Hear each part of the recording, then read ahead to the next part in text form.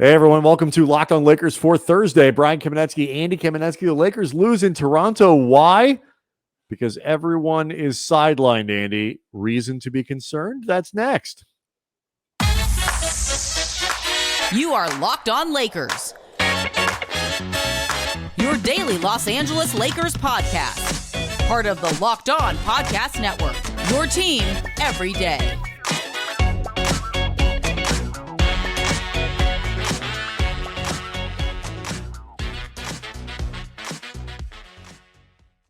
Thanks to everybody for making Locked on Lakers your first listen of every day, Monday through Friday, no matter how or where you get your podcasts. Always free, never behind a paywall. Locked on Lakers on YouTube, which is zooming towards 10,000 subscribers, thanks to support from people just like you. That's where you go to get the podcast a little early, particularly on non-game nights. Thank you again for all the support you guys are giving that channel. Really growing fast. Great community of people. Talk to us, talk to each other. Do want to let you know that today's episode is brought to you by LinkedIn. LinkedIn Jobs helps you find the qualified candidates you want to talk to faster. Post your job for free at linkedin.com/lockedonnba. Andy, you might have found listings at LinkedIn for temporary positions on the Lakers.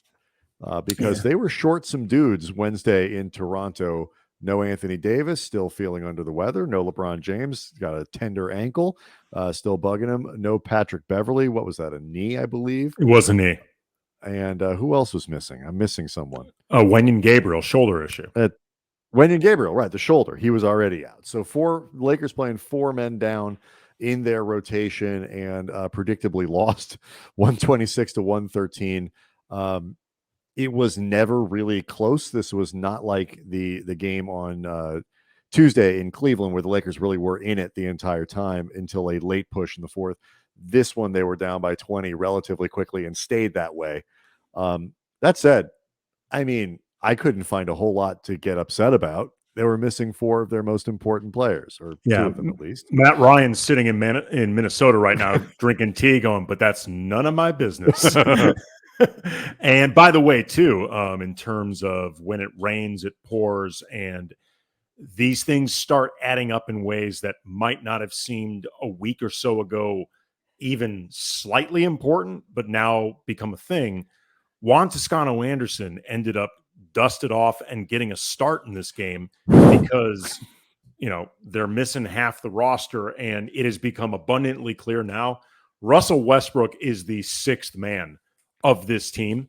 Yes. they could be down five guys and Darvin Ham's going to start with four and Russ coming off the bench. My team is on the floor. Yeah, this is the role Russell Westbrook plays, but you had a starting lineup of Schroeder, Bryant, Walker, JTA, Reeves. Right. And JTA in the second half of this game turned his ankle and it looked really painful. He's getting an MRI, they said after the game. And normally, Juan Toscano-Anderson being injured wouldn't be a thing because he's not playing. But depending on this situation with LeBron, and for what it's worth, LeBron and AD and Patrick Beverley were all deemed day-to-day by Darvin Ham. So maybe come Friday, all three of them are available, and this is not a thing. We know Wenyen won't be. But, if LeBron, that ankle is something that either he can't play on Friday or it gives him trouble Friday and he has to leave the game with Wenyen not there. Even if AD is able to play, you start becoming extremely small in ways that JTA's absence actually matters. Anytime you're down that many guys, but it raises a question for me. I know Lakers fans were legitimately excited by the 2-0 start to this road trip. It should have been. Yeah, that's what I'm getting at. It was on the heels of winning 5 of 6, but it's show me something against better competition. And you know what? You beat Milwaukee. You come out in the next game and you win decisively. It's and Anthony Davis, meanwhile, is just continuing to throttle everyone. People were legit excited by that. And losing 2 in a row, all of a sudden, we talked before they left, 3-3. That'd be a really good result to this trip, given who they're playing, given the schedule, all this other stuff. 3-3, excellent road trip. You win the first two, though, you're starting to get greedy. Like, could you go 4-2? Could you go 5-1? The way that AD is playing, okay. I'm wondering at this point, especially when it comes to LeBron, Gabriel's already going to be out. We already know he's not going to play Friday. But, especially when it comes to LeBron, even if AD is still kind of under the weather, it's not good to have sick players playing. It's just, do you punt the Philly game just to make sure everybody is extra healthy and just focus on Sunday in Detroit, win that game, come back 3-3? Like I was thinking about that it might be worth it. It depends on, LeBron, this being a second end of a back-to-back and looking like, it could have been a scheduled loss anyway, just because Toronto's a good team, second end of a back-to-back. They've been as uneven as they've been on the season. They've been extremely good in Toronto. Mm-hmm. So this might have felt like a game where if AD isn't available, and I don't know this one way or the other, but it's as much about not potentially aggravating that ankle as opposed to the ankle flaring up again. This is an ankle that has been giving LeBron trouble throughout this season. He's turned it a few times. There's been a couple times where you've wondered if he was going to miss games. So I don't know if this is precautionary or it's bugging him. And Darvin did say it might have been a game that he might have missed anyway, just his second night of a back-to-back. Sure, but that doesn't answer anything about the ankle itself. Right. Exactly. I'm saying I don't know if this is something where it's not worth potentially aggravating it in what is likely a game you're not going to win anyway, or it's bugging him and we don't want to make it any worse in a game that you're not likely going to win anyway. There's a difference. This is the game. This is the ankle. It's the same ankle that he dinged up in the Washington game. Right? Yes. The one where we did remind people that, this is why you don't want to have to play players in a blowout in the fourth quarter. It's the same ankle that had been bothering him earlier in the season, around the time where he was also dealing with perennial illness with the first bug that had gone through this team. Right. So, and this is also... I don't like these moments. I'm sorry. I don't like these moments when we have to shake a wag a disapproving finger at the team, like a couple of parents, with their children. But this is one of those moments. We told you so. We told you about the dangers of not finishing games strong, and now LeBron is hurt. Look at what you people did. Why doesn't anybody listen to us? It's certainly possible. I mean, again, we don't know all the details on this, but when the Lakers let it be known that not only AD was out, but LeBron was out as well, also Patrick Beverley, I tweeted out at Cam Brothers, on one hand, with AD out with the flu anyway, LeBron, the Lakers may just be taking a pragmatic approach with the ankle in the second end of a back-to-back. Nothing more to see here. On the other hand, though, this is the lingering dread, even in the face of undoubtedly improved play. Mm-hmm. Because with both LeBron and AD, and granted AD, this is a flu, this is not an injury, but you are always worried about that shoe dropping. And as incredible as AD has been over the last few weeks, we both think he's been the best player in the NBA over the last few weeks. He won Western Conference Player of the Week, Andy. Yeah. And LeBron has been really good in the last 4 or 5 games and seems to have settled into that role where you're supplementing AD a little bit, still playing at an extremely high level, but I think able to play at the most realistic version of high level, because you don't have to do everything now because AD is doing everything. Mm-hmm. But you're always nervous with this setup. And I think what we're dealing with right now, even if it ultimately ends up kind of nothing, it's why you never get too comfortable as a Laker fan. I got a couple. I want to look ahead at this a little bit, because there was so much optimism based on how they played after they won 8 of 10 that it was. I wonder if people were almost hoping they could skip steps. So I want to look at kind of what's upcoming when you talk about making sure LeBron is healthy, making sure Wenyen and Gabriel is healthy, making sure Anthony Davis isn't doing anything that's going to make it more likely that he gets hurt. And so we'll do all that next.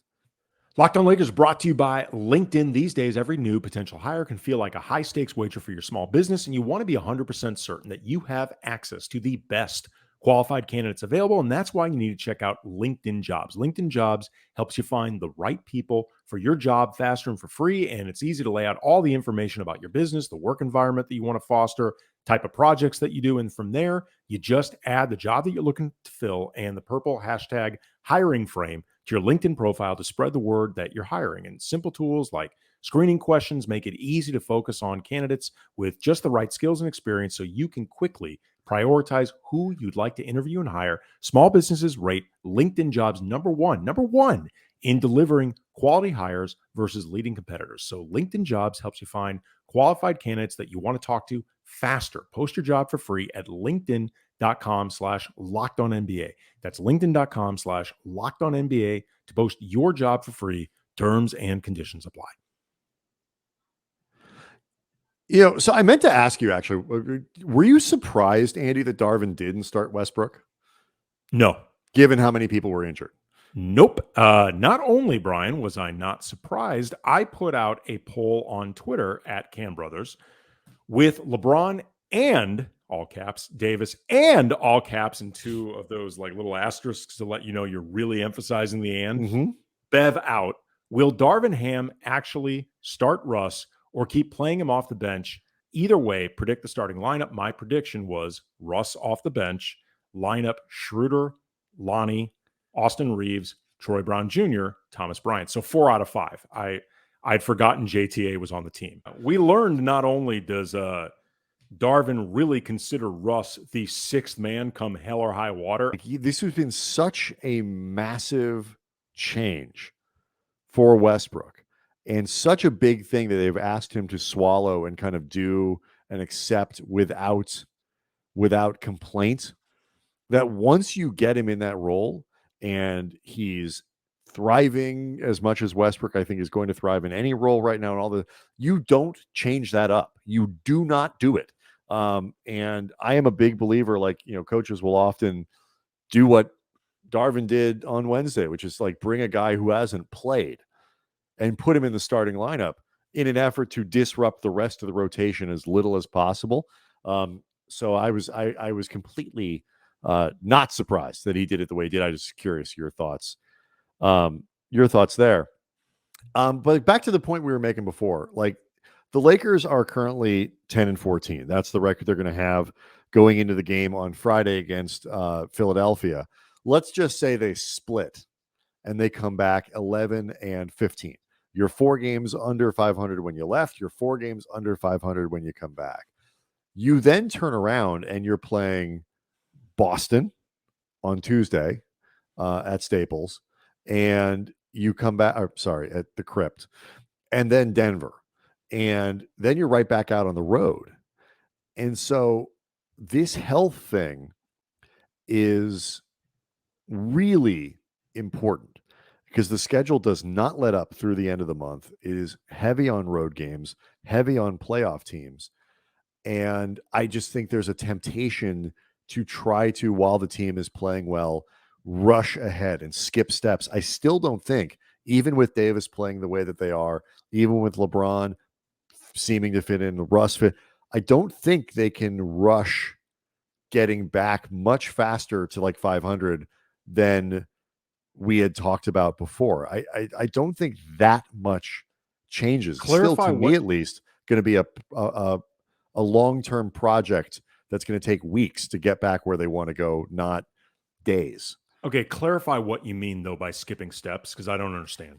I think there's a temptation to say, we just won 8 of 10. We can win 14 of 16. We can win 22 of 24.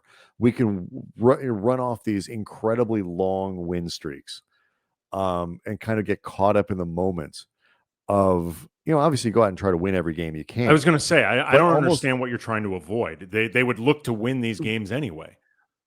Having LeBron play on a tender ankle, having guys, AD, if he's feeling, a back, that back injury that's always got him on the questionable list for every game. getting caught up in the quality of play now and feeling like you have to capitalize on the momentum. You have to keep it going. This is still a very long-term project, I think, to keep climbing in the Western Conference. And if you have to sacrifice a couple games along the way, even if it stops a really good feeling that you have, even if it stops a really good set of games that you have, and you have to lose 3 of 4, or you're setting yourself up to be in a position to lose 3 of 4, or 4 of 6 or whatever, because you have to keep guys healthy. You have to keep doing that. You have to keep the really long-term view on this season and not feel like you can make it all up really quickly, even while they're showing signs of improved play. That's kind of what I'm getting at. I guess I consider it a double-edged sword, because if you are that worried about LeBron's ankle for the next 55, 60 games, or AD's back for the next 55 or 60 games, I think in reality, what you're saying is we have no real confidence in this team long-term. Because if you are really that frightened of, the ground dropping out from underneath you that quickly, then there's no real momentum to be had anyway. Like, none of this works unless you believe those guys can stay healthy. You obviously have to be smart about how you go about doing this. But if you over bubble wrap it, you kind of end up doing what the Clippers are doing, which is, they're treading water fairly admirably, but they're not going anywhere until they can start getting themselves to a place where they are confident that Kawhi and Paul George are actually going to be available on a game in, game out basis. I don't know, 40% of the time, I mean, much less 75, 80, like, they're not going anywhere, period. I think some of this, in a lot of ways, I don't see it as confidence that would motivate that, as desperation. I actually think they would be more motivated by the fear of falling behind, as opposed to the fear of we have to capitalize on right now because we're so damn strong. Yeah. But what I think can see that. But what I think would actually really dictate it the most is, what's the rest of the West doing? And as we're recording this, Phoenix just got their asses absolutely handed to them by Clippers, the Celtics. And the Clippers lost on Wednesday to Orlando. Oh, and the Warriors just lost a game. Lost to Utah. As of this recording, the Lakers are 4 games below 500, but they're only 3.5 games from a 6 seed. Like, they're actually further from 500. A lot of teams to jump over in between. Right, but yes, the point you being, are correct. though, considering they're 25 games into the season, 4 games below 500, and this particular time, through no fault of their own, they've had a difficult time sustaining momentum. Right now, this is not because all of a sudden they've regressed. It's because guys are unavailable. They've lost remarkably little ground in this process. It's actually pretty shocking how little ground. Like, I'll say this. I thought 3 weeks ago, even before realizing they'd start playing better, it looked like they could be way more buried than they actually are right now. Yeah, I mean, if you look at it over the last 10 games, they've gained 2 on Oklahoma City. Not that anybody's really looking at Oklahoma City in the long term. Held, Lakers are 6-4 in their last 10. Timberwolves are 6-4. The Warriors are 6-4. They've gained a game on the Clippers. They've gained 3 games on Portland. They've gained a game on the Mavs. They've gained 2 on Utah. Kings are 6-4. They've gained a game on Denver. It's really only the top of the conference, the Suns, the Pelicans, and the Grizzlies, that are still winning 7 of 10, 8 of 10, pretty consistently. And newsflash, Lakers aren't getting up to the 3 seed, no matter how this goes. Those teams are too good to let them back in. Even I think New Orleans, people are really starting to believe in them if they stay healthy. What to you is what is the seed that you kind of keep an eye on in terms of, you bring up an interesting point about looking at the rest of the conference and trying to figure out how hard do you need to press? How far behind is too far behind? Are you looking at the 10? Are you looking at the 8, where, the 7 and the 8, where you at least have a shot at just playing one game to advance to the big boy playoffs? Where would you put that line in terms of keeping an eye on it in the way you're talking about. So we'll answer that question next. I thought the point, Andy, you were making was an interesting one about not losing ground. Do you judge that based on like where the 6 seed is, where the 10 seed is, just like, the absolute drop dead place you have to be? Is it the 7 or the 8 where you at least get an opportunity to play one game to get in the big boy playoffs? Where would you draw that line? For the time being, for me, it's the 6 seed, because the 6 seed is not unrealistic.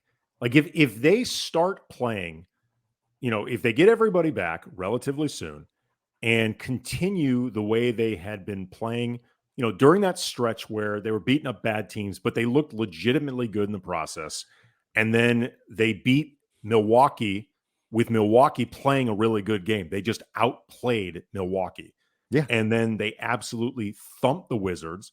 And frankly, they gave the Cavs a game despite not having AD. And right now, if that's real, and the way the West is just not separating itself from each other, much less from the Lakers, for the time being, I'm actually keeping my eye on the 6 seed. Like it's the upper echelon right now of what feels realistic, but I don't think it feels unrealistic because, again, they're only 3.5 games outside of that 6 seed with 57 more to go. Like that's, or 50, I'm doing math. I was told there would be no math. 58? 50 something is what I would just go with. 50 something games to go and move on. Let somebody else take care of the arithmetic. Just say 50 something games remaining and you move on. 58. 58. All right. 58. But that's even better. That's a bigger number than I originally threw out. I agree with you. It's a good way of looking at it. That as long as you're 3 or 4 games behind a 6, obviously that's a different deal in February as it is in early December, but we're only in early December. And if you're still 3 or 4 games behind in early January, when the schedule does flip a little bit, that's what I said. Like if you can tread water through this moment, through these next couple weeks, that's why I was saying, like, if guys are still squishy on Friday, fine. Just win the Detroit game and come back 500. Split against Boston. And I'm not saying you try. These are the calculations that you don't tell the players to make. But if you're responsible for their health, then that's what you have to navigate. Because like you said, none of this works if LeBron's not healthy, if AD isn't healthy. And you wish you were in a situation where you were 3 or 4 games over 500 and had more wiggle room, but you don't. But you can't undo the start. You can't replay those first 12 games. And statistically speaking, at least, that if you look at every number from those 10 games that you referenced when they were playing well, all of it suggests that the improvement was real. Not that they're an elite team, but that the improvement was real and they look a lot more legitimate than they did before. Yeah, I mean, and also too, it just the devil becomes in the details. Like we don't know the specifics of what motivated this with LeBron's ankle in terms of pragmatism. How bad was it? Yeah, versus concern. But like AD, for example, I agree. If this thing is lingering and he's still, we haven't gotten any update there either. But if it's still around 101, obviously he shouldn't play. If it's 99, get out there. Get out there. 99 is. What, that's 0.4 above what is considered normal? I mean, that's negligible. You know me. I am never says a guy, an athlete can play. I never second guess guys. Like it's one of the only opinions I will never. No, I think Ronnie Lott chopping off his finger to keep playing is dumb.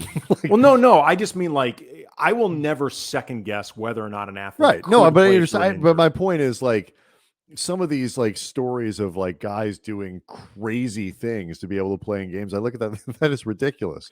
Don't do that. And I agree with you. You shouldn't question whether or not somebody is injured enough to play. It ain't you, and you're not.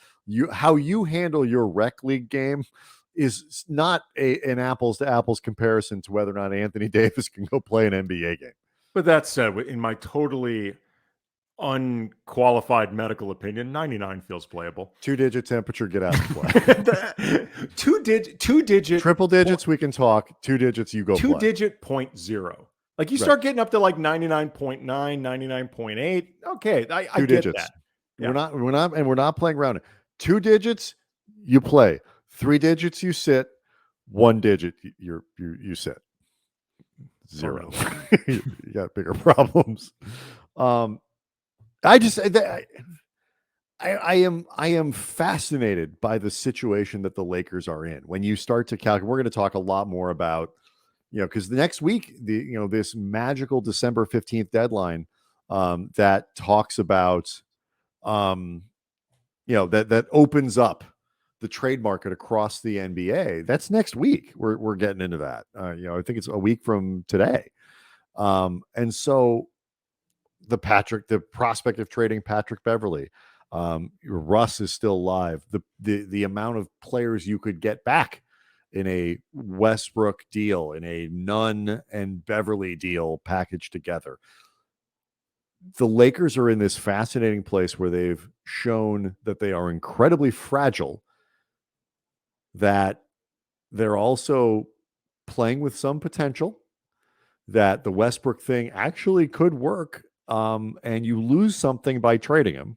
Not that you can't make it up, but you do lose something at this point by trading Westbrook. The Western Conference is stacked, but is also not running away from anyone.